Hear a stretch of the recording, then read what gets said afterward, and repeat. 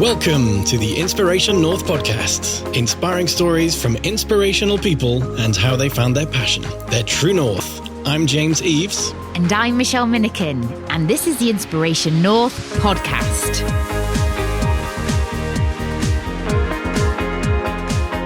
Today's episode, Know Who You Are and Speak Your Truth with Jacqui Marson. We talk about being very good at persuading people to do things, how being a martyr doesn't serve anyone, and how Newcastle is the best city in the world. Jacqui was one of the first female independent war reporters in the UK. She set up Wildcat Films in the northeast with cameraman David Baillie when she was 26, and they went on to win numerous awards for exclusive reports from remote and hostile locations. She covered previously unreported wars in Pakistan's Siachen Glacier, in South Sudan with the rebel army, and Nicaragua with the Sandinistas. After becoming a mother, she sold the company and retrained as a Chartered Psychologist, working with women in Holloway prison and then in private practice. Jacqui wrote the worldwide bestseller, The Curse of Lovely, How to Break Free from the Demands of Others and Learn to Say No. And she appears regularly on TV and radio.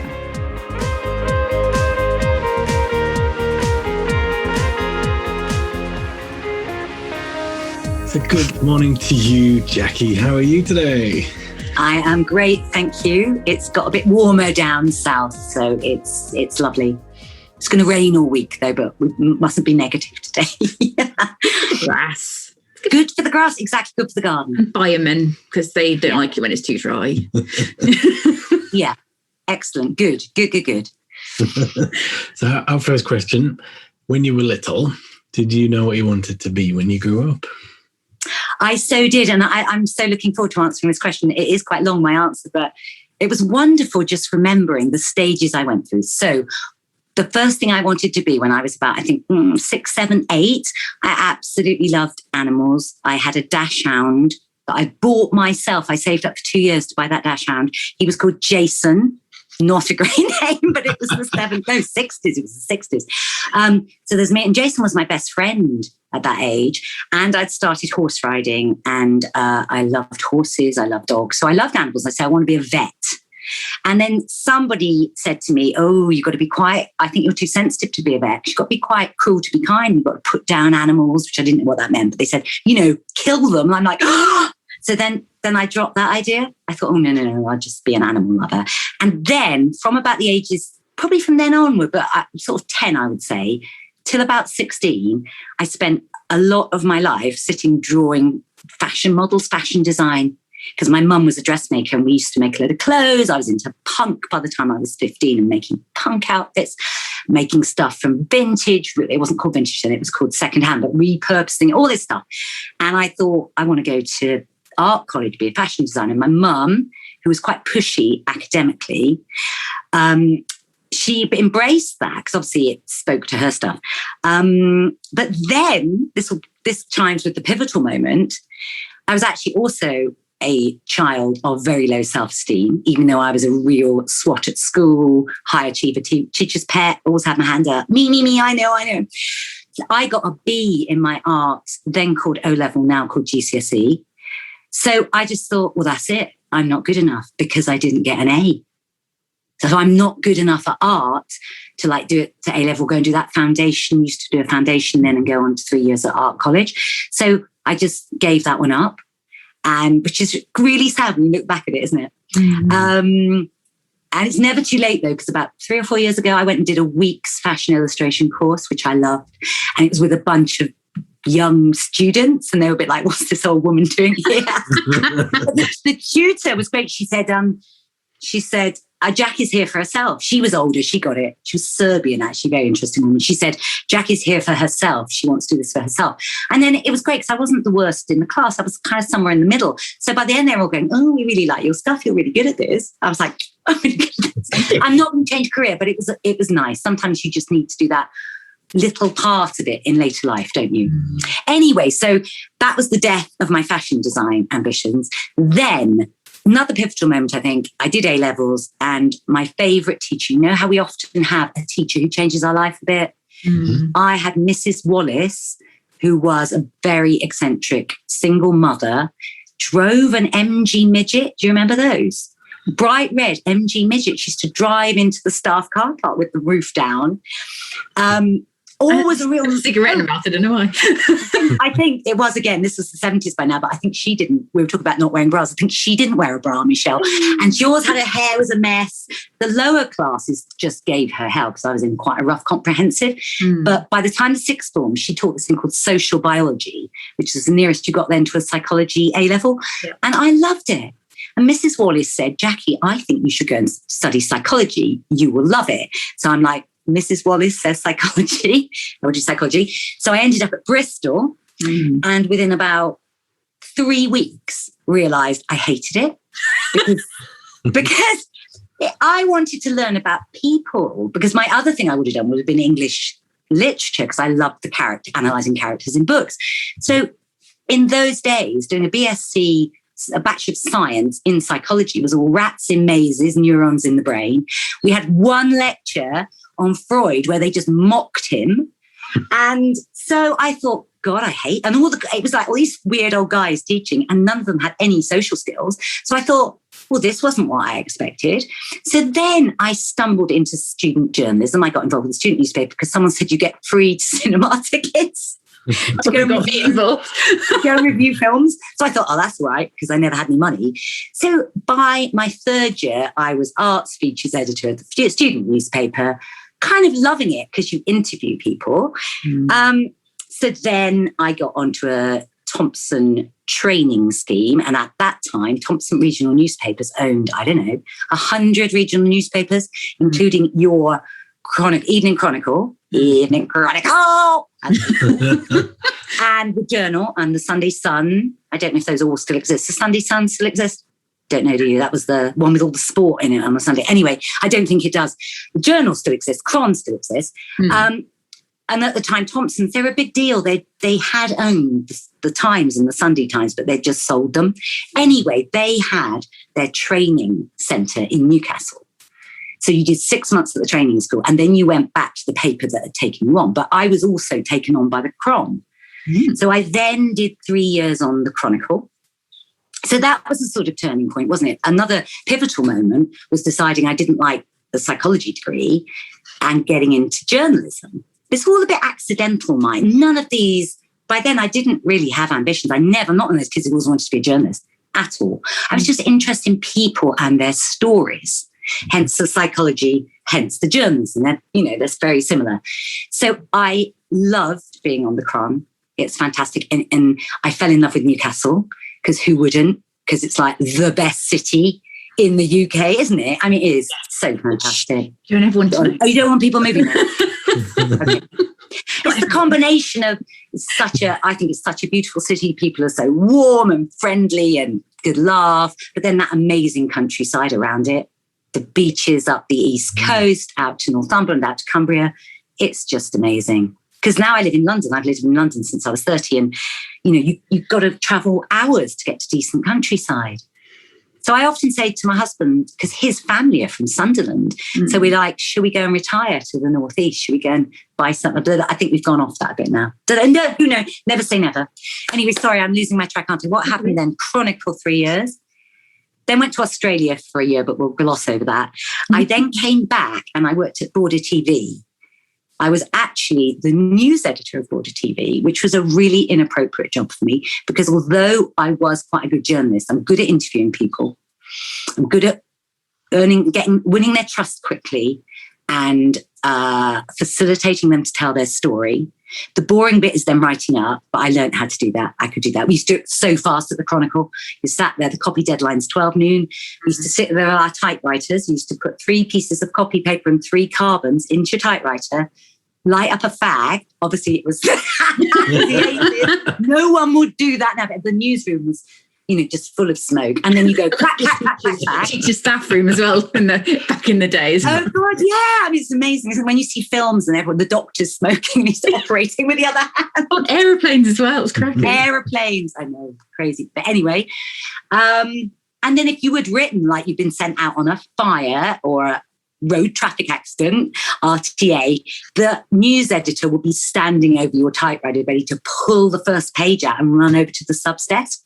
to get it in the first edition. So you didn't have much time to think. You had to write really quickly, which is such great training. And if you're out on a story, you'd ring up the copy takers, who was this bunch of, it was all women, on the telephones, and they were always really bored, but they knew their job so well. So they go, right, yeah, headline, what's your title? Well, there's a word for that title. It's not called the title, but there's like a word to identify the story. And then me being a trainee, you're making the story up and reading from the notes from your notebook. And I'd get stuck and I'll go like, and she said, I think now you want to say 3 injured, 1 in the RVI. And I went, oh, thank you. Yeah. They write a story for you. So anyway, then I'm at Border TV. So you know Border TV, don't you? Which was then the most watched evening news in the country, because they're very loyal viewers there, and it's such a large region, you know, right down to the bottom of the lakes, right up to the borders, massive region. But we only had 3 crews to cover that whole region. And we used to have to be fair, like you'd get 1 crew went out every day. You'd schedule them to do about 5 stories in somewhere like Berwick or the Isle of Man was in Border. Oh, wow. So you send a crew, and they used to get all these like stories without a date, like, oh, Mrs. Smith has knitted jumpers for the somethings, or these little like, you know, because it's Border TV. And then you would eke those stories out. That's right. And then you kept 1 crew for the news of the day. And because it was Border, the biggest news of the day will be like small house fire in Carlisle, if you were lucky. Yeah. So, but also I was really bad at being a news editor because it was not my strengths. So like, you know, a story would happen. Someone would go, right, what do you want done about this? And I just didn't know. I used to want to go to the toilets and cry because I couldn't make those decisions. I don't know. Too many decisions. Yeah, too many decisions. So then quickly they moved me to making features, which I loved. We made stuff for the then just launched This Morning, which is still going, based in Manchester. No, Liverpool, isn't it? Manchester, Liverpool.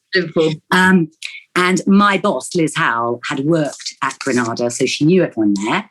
So she got us all these. We were making these insert programs. So we made this one called Wool Strand, filmed in a wool shop, which was a massive hit. Everyone loved it because that was the daytime viewer. And we did something we did one called Wedding Days, DAZE, about different ethnic weddings. A bit hard to find in the Northeast, but we managed it.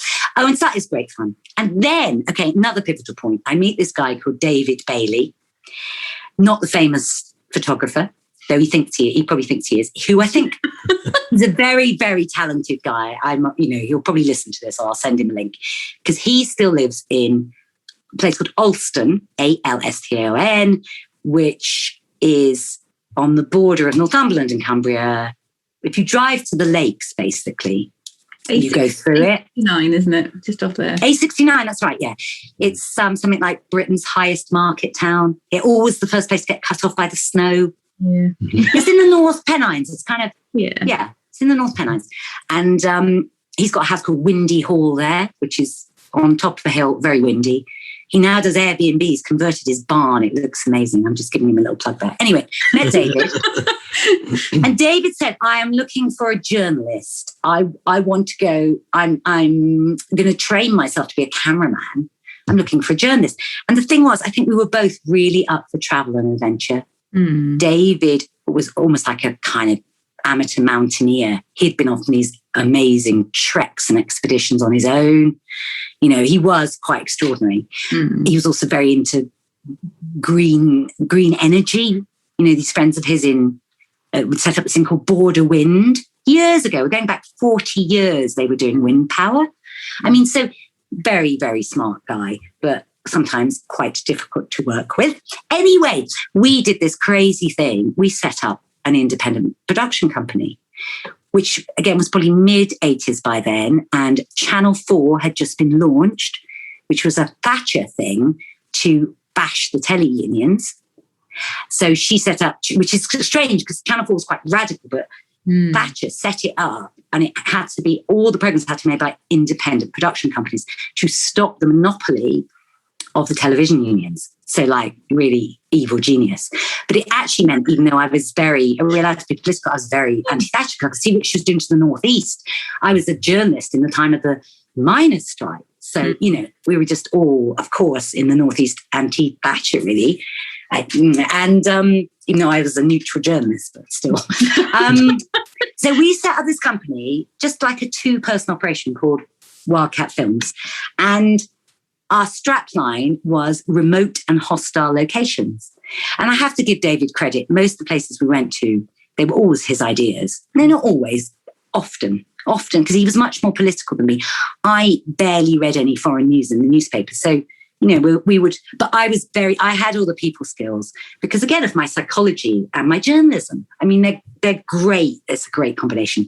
I was very, very good at persuading people to do things. So I was the one who went and tracked down the rebel army representative in London and got them to get us into wherever they were fighting a war.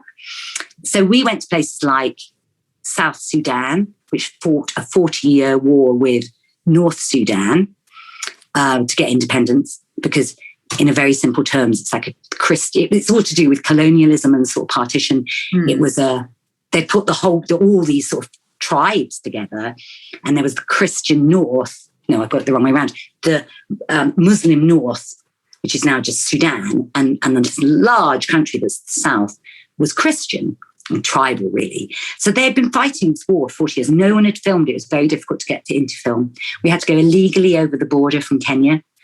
And so once we did that, we went there 4 times. And we went so we were the first people to do that. We filmed this film, the war between India and Pakistan, on something called the Siachen Glacier, which is at the Karakoram Mountains, where a lot of mountaineers have been. It's where K2 is, the mountain. James is nodding. He recognised it. You're just nodding blindly. I've heard K2.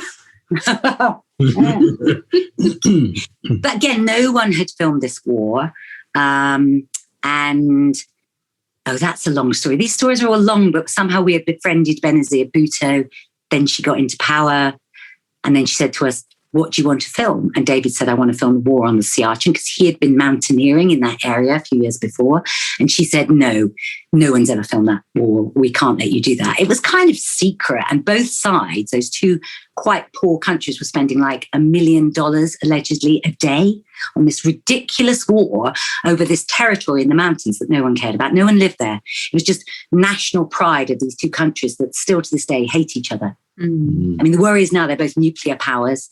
So it's very worrying. But anyway, in the end, now again, this is my tenacity as a sort of person, but also the journalist, the Geordie journalist. I went and sat outside the Pakistan Minister for Defence in Benazir Bhutto in Karachi. I don't know how many days. I mean, I'd like to spin it and say for 5 days. That probably isn't true, but a very long time. And every time he went in and out of the house, he said, "We want to go to Siachen." And he was like, no. And then I remember going shopping with his wife. I mean, these are the kind of things you do to get your access. So in the end, he said, I'm sure Benazir said, "Okay, take them. They're a nuisance." So we filmed. Yeah, just shut them up. Everybody sat outside the defence minister's house. We filmed this war in the Siachen Glacier, which again, no one had ever filmed. It's stunning. It was like war at the top of the world, these snow-clad mountains. There are these soldiers from like this hot south of Pakistan. They're doing their national service, or their conscripts. They're in these 1,000-pound padded snowsuits. No one is killed by artillery because they're just firing over the mountain at each other. You don't really know where they're aiming. It's ridiculous. But they lost so many soldiers to frostbite and something called pulmonary edema, which is like, because due to the high altitude, an edema in the brain killed them. Not all of them, but loads of them. And they were so out of their depths. We were saying earlier about not liking to be cold, Michelle. These poor guys who would live in the south of Pakistan at 40 degrees were suddenly up at minus 50, 60, 70. These ice winds, living in these kind of prefabricated igloos. Anyway, these films are all on my YouTube channel, actually. Only the short ones. I don't want to bore people, but I've got that one called, I don't know what we call it, but you could say, I think it's War in Kashmir or something. And I've got one of the best Sudan film. It's called The Warlord's Wife. It's about this really posh English girl who married a warlord who's one of the Sudan People's Liberation Army leaders. And so they were just so visual. She looked like a supermodel and she was quite tall and thin and quite posh. She'd been an aid worker and she met this guy, Siachen. They met once and then she drove 2,000 miles in a Land Rover across a war zone because he'd written a letter to her saying, come and visit me. And they just really fancied the knickers off each other and then they got married. It was just an extraordinary story. But Ridley Scott optioned it as a movie, but then Emma was killed a year later in a car crash in Nairobi, which Riak said was the enemy had done it. She'd been murdered, but it's never been proved. And someone wrote a book about her and Ridley Scott optioned it for a movie, but it was never made. He wanted Nicole Kidman to play Emma. So that's on my YouTube channel. That's called The Warlord's Wife.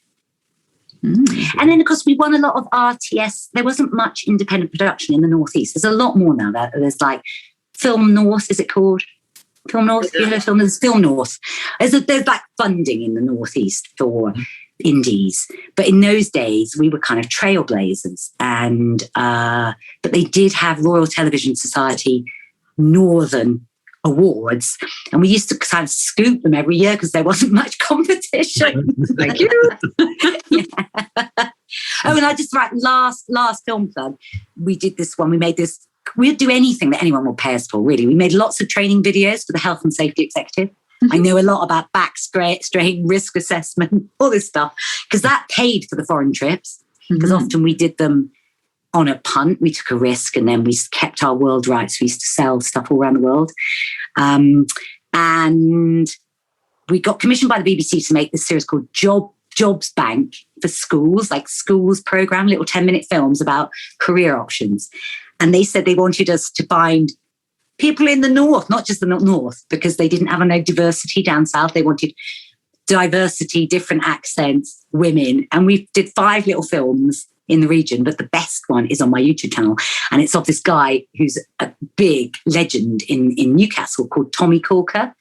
So it's Tommy, age 25, I think, saying, I'm an entrepreneur. I'm going to be a millionaire by the time I'm 30. And at that time, he ran the Trent House pub in, what's that area called? By the uni. Do you know that? And he'd made it really cool and he'd put an amazing jukebox. And now, of course, he runs world headquarters down by the quayside, which, of course, will have been shut all through COVID, won't it? Yeah. But he also runs really good events on the town moor. Something brew something. Brew house, brew dog, brew north. Yes. There's this link with the brewery, isn't it? There's Wine and Brewery, which I don't think that's the right one. No, I think it is that. Is that the right one? There's 3, and I always get confused which one's which. They're very good events. He always DJs at the end, and he always DJs at world headquarters. Anyway, so those are the films I'd recommend. Just Google my name in the YouTube. Yeah, Tommy's great because it was the BBC. You have this a bit. It's not technical. It's just interesting. BBC has blanket rights clearance for music. So normally, if you make an indie film, even for ITV, you can't afford to clear any proper music that anyone recognises. You have to use these CDs of kind of made up music that sounds like Fleetwood Mac or sounds like, but it's not. If you do anything for the BBC, they have blanket, but you can use any music you like. So we said to Tommy, choose your favourite tracks. So it's got like Family Affair in it. He loved all this sort of old jazzy blues stuff. It has a great soundtrack. It's exciting, isn't it? I think I've stopped. That's, oh no, I have got more. Okay, so that was, do you want to ask me any questions? Shall I keep talking? Yes, please. Happy for me to keep talking. Great. Okay, so we've wildcatted. This is Wildcat went on there. Not as long as it sounds, the fact that we did all those things.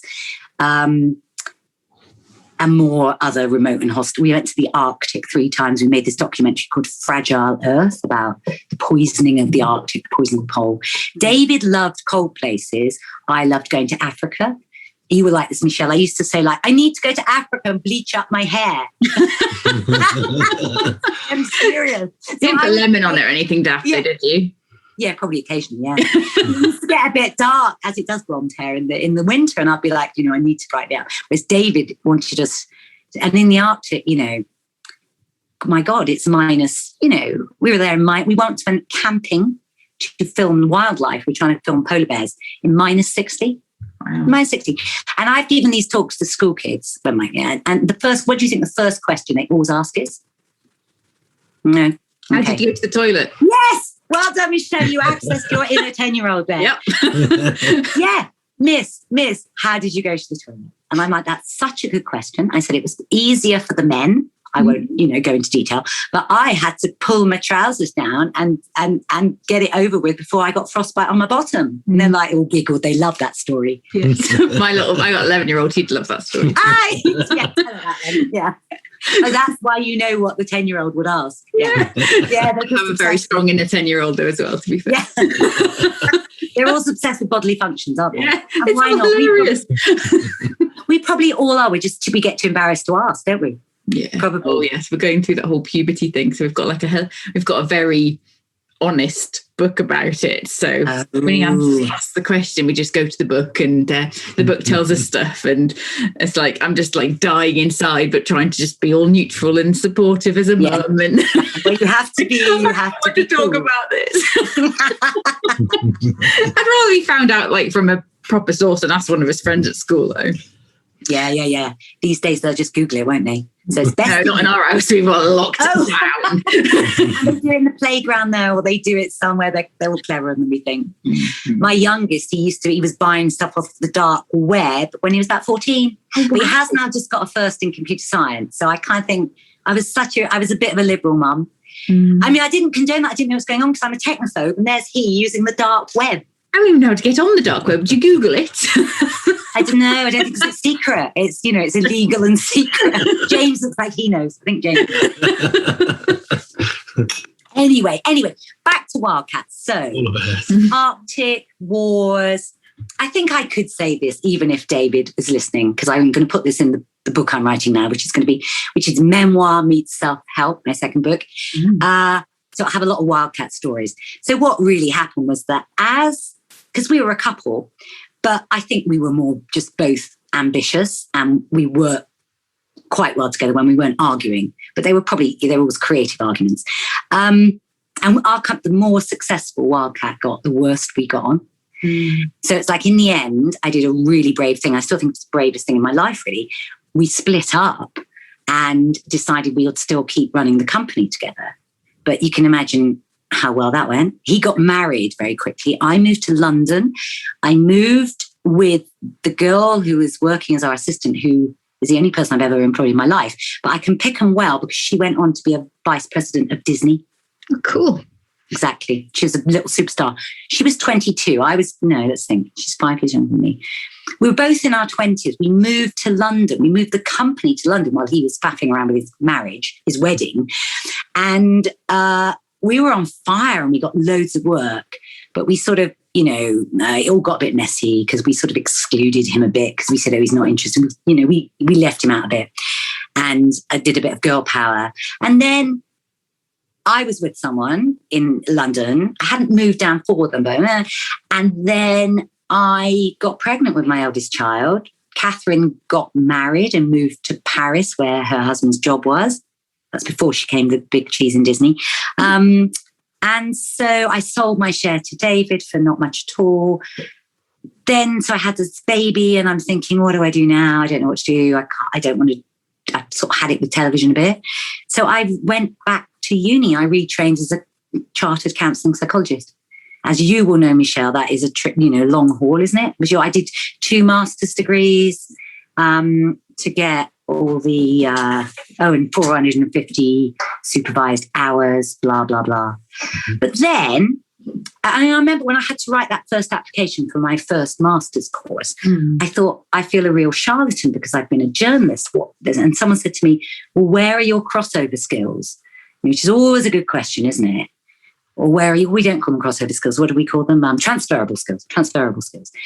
And I thought, okay, I'm very good at relationships. I'm very good at facilitating people telling their stories. I'm very good at winning their trusts very easily, making them feel safe so that they can tell me stuff.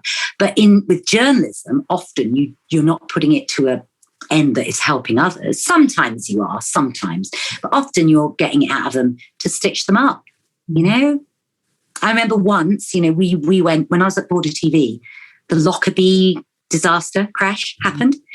And we were all at our Christmas party because just before Christmas, that crash, it was a bomb, wasn't it? It wasn't a crash, it was a bomb. And Liz Howe, our boss, she said, right, I want everyone to go home, put on warm clothes, get a thermos and some snacks. We're all going up to Lockerbie in minibus. So we all went up to Lockerbie, but it was very chaotic because it was dark and it was the night. And she won a BAFTA award for her coverage, for Borders coverage of Lockerbie, because we're first on the scene. But I was wandering around a bit like a lost limb. And I bumped into David, who we didn't have Wildcat yet, but we knew each other, or maybe we were dating. And he said, I'm working for ABC America, who we later did loads of work for. And he said, will you help me? Because he was rubbish at speaking to people. He said, will you find me people to interview? So we go around and I found this, I can barely not speak about that without crying. It was so traumatic, that whole thing of Lockerbie. But I found this, I was just knocking on doors and this old guy with that lovely accent from the Borders came out and he started telling us about the bang and the noise and the light and the thing. And then he just started crying like an old man. And I was really upset. And then ABC, they just used the bit where he was crying. They just used a clip, of like 3-second clip. Oh, people in Lockerbie are devastated. Cut to old man crying. I just thought that was so disrespectful and so using him. Unnecessary. I was really upset by that, yeah.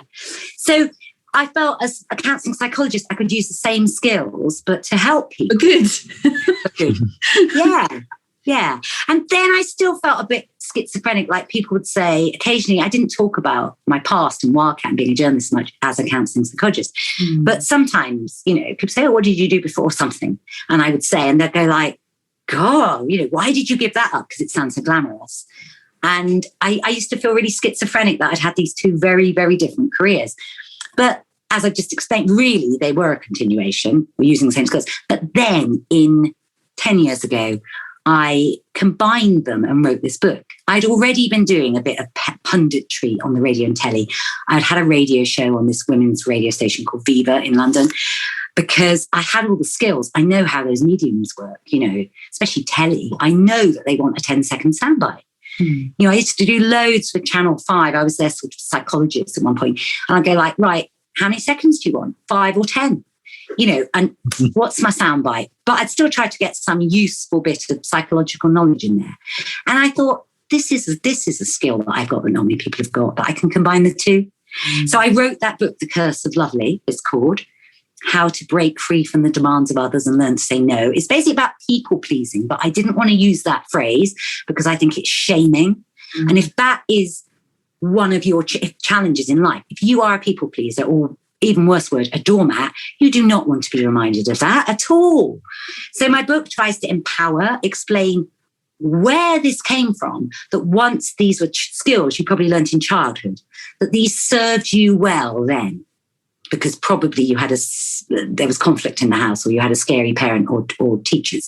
It served you well, and you have ended up with really good social skills. But people who haven't got them would give an arm and a leg to have those social skills.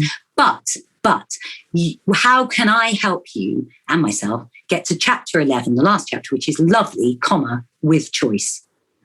So it's like, we keep those skills. That you can win people's trust, you can get people to do things for you, you can listen, you're a good listener, you're a good facilitator, but you've got to be able to say no. Otherwise, as your life goes on, especially as maybe you become a parent, you will get so overloaded with the needs of others that you will get ill and you may even get something fatal. This is life-saving stuff, really. Oh, look at you two looking at each other meaningfully. Or Michelle looking at James meaningfully. No, yeah. Do you do work around that? Yeah. So I'm literally listening to a book at the moment. It's got some asterisks in the title. The first letter is F, and the second letter, the last. Yeah. I've got that. And then no underneath it. So on the Sarah Knight books. Oh yeah. I love hers. I always think of her book as Mine on Steroids. Yeah. Very similar messages, but she uses all her sweary language and great stories, and they're great. Yeah, love them. Mm-hmm. It is the same theme. Yeah. She's how to say no, isn't she? And how to identify your needs. What do you want? Because that is really hard to do. If you've been people pleasing all your life, you don't even know what you do want. It's not that you can't ask for it. You don't even know what it is. And there's a story in my book about a woman who had 5 kids and was a top government lawyer. And after working with me, she buys herself this thing called a tea for one set. And she said, Jacqui, I've started taking 10 minutes a day where I use my tea for one. Do you know where you used to have the cup sits on top of the pot? Yes, I've got one of you know, yeah. Your sister She would sit somewhere on her own and just have the tea for one. And it was really, the tea for one title gave her permission just for her. Mm-hmm. She'd lock her kids out or not take any calls. Right. And that was the beginning of her journey to change, to identify other things she could do for herself. Because, you know, as I'm sure Sarah Knight says, you know, if we don't put on our own life belt first or put on the own oxygen mask first, we don't service our own car, how can we give to others? We can't help others, because often curse of lovelies are in the helping professions because it comes naturally. But if we don't fill our own tanks, that car will judder to a halt one day. And everyone will suffer. So if you're a mum who's being a bit of a martyr, again, a horrible word, I don't, but I use it against myself in the book, because my wake-up call was I broke my arm at a cousin's barn dance and I didn't go to A&E for 10 days. I went around carrying on I drove my kids 200 miles because it was school holidays to a friend's house. Every time I changed gear, I winced. But I thought I just badly bruised it. Don't want to bother those busy people at A&E. Ridiculous. When I finally went to A&E, they were like, yeah, you've got, it wasn't like the bone wasn't sticking out. It was a hairline fracture in my elbow, but bloody painful. And they said, yeah, when did you do this? And I went, 10 days ago. And they were like, yeah, you know, someone better start looking after themselves a bit better. And my stepdaughter, who's really also a curse of lovely, she sent me a text and it said, step away from the fire, Joan of Arc. I thought was spot on. That's spot on.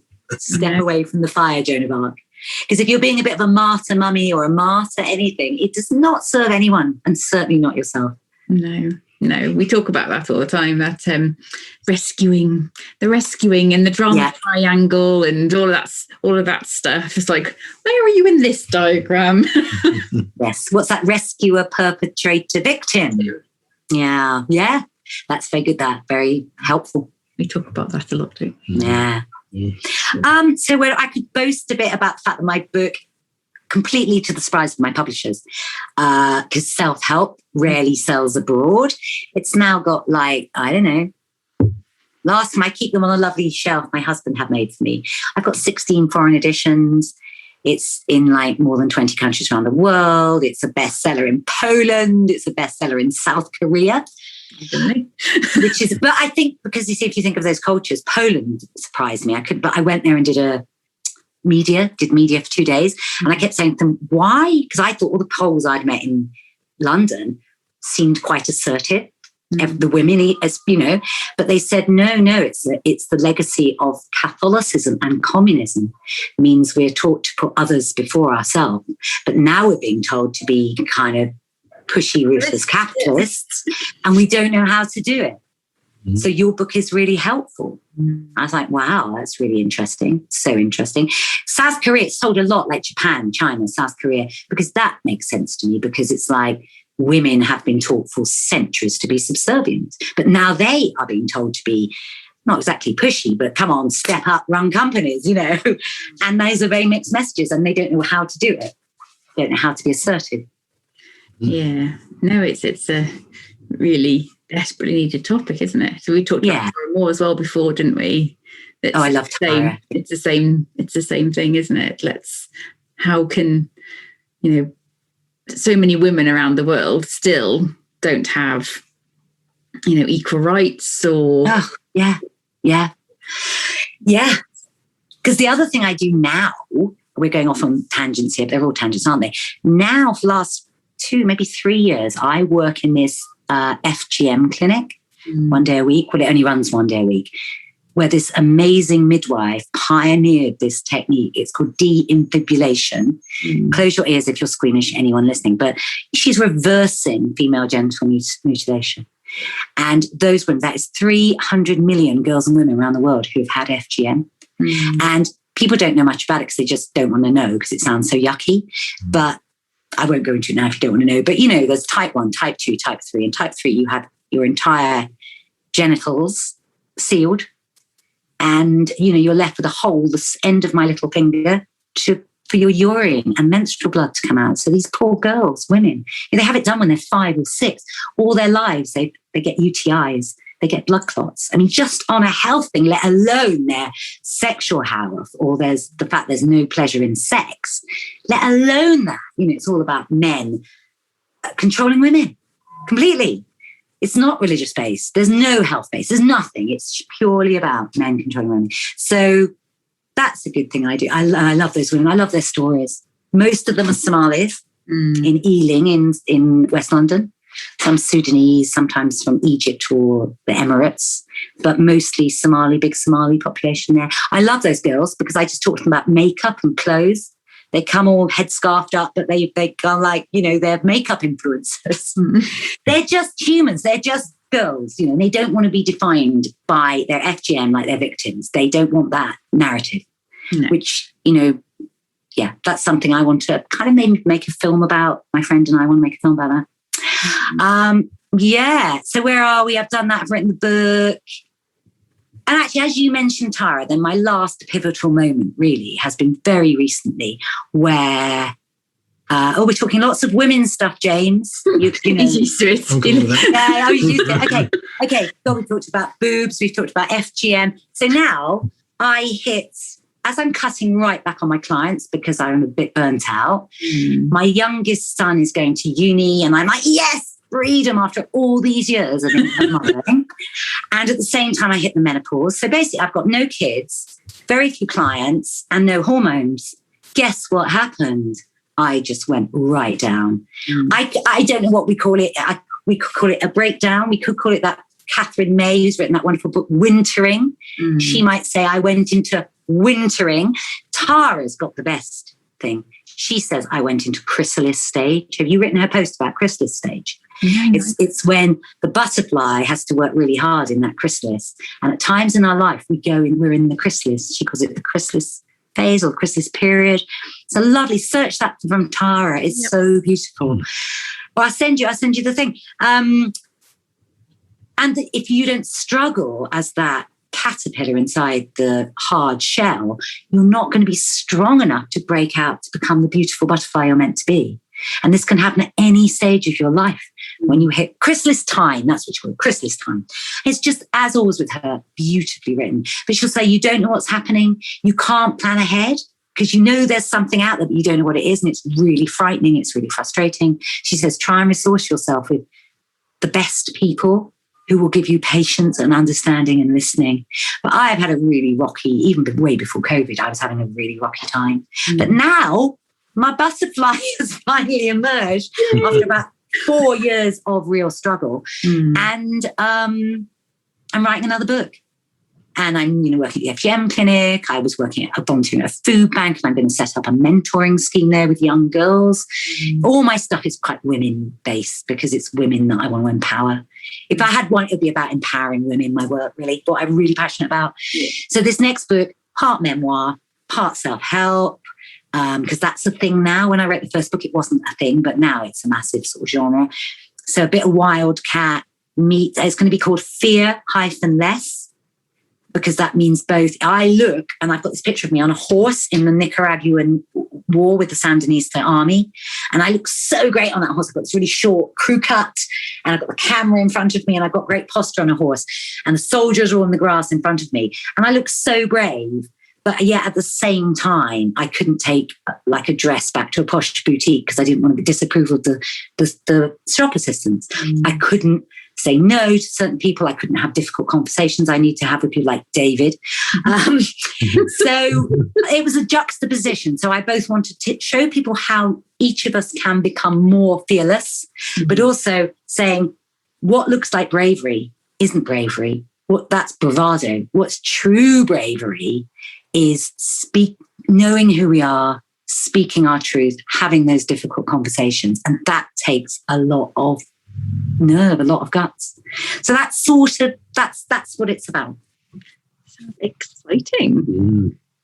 Okay, so Jacqui, we are going to lower the tone right now with our quick fire round. James, do you want to ask the first question? Question 1. What job would you be terrible at? Oh, God, I know that.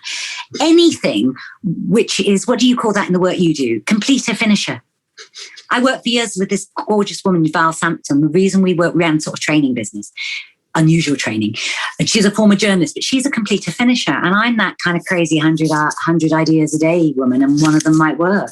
And I just get bored. So anything that where you've got to be systematic and not conscious. I can't think of the words because it makes me sound bad, but I'm not a completer finisher. Like an accountant has to do the same thing every month and every quarter, then every year. Yes, but the careers teacher at school told me I'd make a great accountant, so I was good at maths. I always like actually doing the VAT returns and I quite like numbers. So not that, more like I was like working in the government, doing reports and telling other people what to do, but then having to see all those projects through to the end with lots of moaning staff or something. I don't know. I also can't manage people because I'm a curse of lovely, so I could never tell them where they'd gone. I could never ask them to do better. And they'd all be skiving off. It'll be dreadful. Yeah. No, I feel you on that one. Question number 2. So among your friends, what are you best known for? Gosh, I would like to say, one of my friends made me the daughter of her baby and said, because you're a good listener. And I thought that was a bit dull. Really, they would say I'm loud and I'm fun and I'm noisy. I've got a big laugh and you can't say these days I like to party because that implies drug taking. I realise it's code for drug taking, but I like to dance. I don't like to party and what that means these days. But I like a good time. That sounds like you. My dad was a real animal party organiser. So I think they would say loud, fun. Bubbly, people have called me, but I hate that word, as I know you do too, Michelle, because it sounds a bit barmaidy. And I think I have got 2 master's degrees. I'm not bubbly, but yeah, exactly. For the listeners, I stuck 2 fingers up at bubbly. It's quite an insult, isn't it, bubbly? Especially if you're blonde and well endowed. Say no more. Yep. Question 3. As James is. Blonde and well endowed. I told you to turn you on. You're losing Michelle. Oh, dear me. Okay, sorry, James. He's blushed. I can see him blushing. Question 3. Sure, that'll be edited out. Yes. No.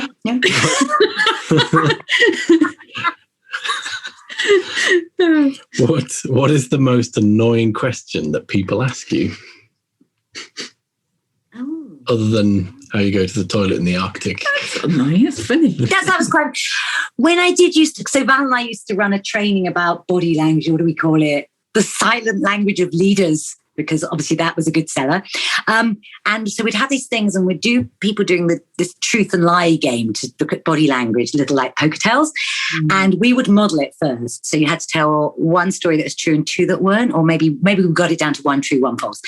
And so I used to always tell that one about being out with the Sandinista army because, I didn't change my knickers for a week. People love that bit. The women love that. Like, that's what some people remember me for, the girl who didn't change her knickers for a week. Anyway, at the end, they were allowed to ask a minute questions to try and catch me out, which was true and which was false. So the men would always ask about what was the weaponry they used? What guns did they have? What artillery? And I'd go like, don't know, haven't a clue. I'm not interested in that stuff. And therefore they thought I was making the whole thing up. So I suppose the worst question you asked me is like, all those wars you went to, all those rebel armies, what was the weaponry? No, black thing that shot bullets out of it. Exactly. What were the armaments? What planes were they flying? I don't know. Big ones. I'm just a bubbly blonde barmaid. Being at Barbara Windsor. Yeah, I was just flirting with the captain to get the access. Oh, dear me. Cool. Last question then. If you could go back to your 18-year-old self, Jacqui, what advice would you give you? Okay, I thought I had to really think about this one because I didn't know you were going to ask it. And I thought, this gets a bit like, I mustn't kind of slag off my parents. But basically, at 18, I'd done my A-levels and started a relationship with my history teacher. Wasn't married. He was only 10 years older than me, but looking back, not a good idea. I mean, now you'd probably be fired for that. But again, we're in the 70s, late 70s. Yep. So my mother was furious and practically kicked me out of the house, said, like, you brought shame on the house. And that. So off I trot to university.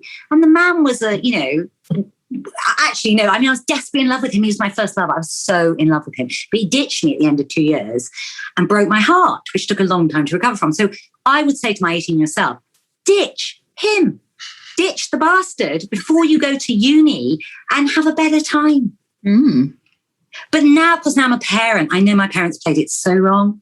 They hadn't turned against him and say, this is terrible, ditch him. They had just been more accommodating.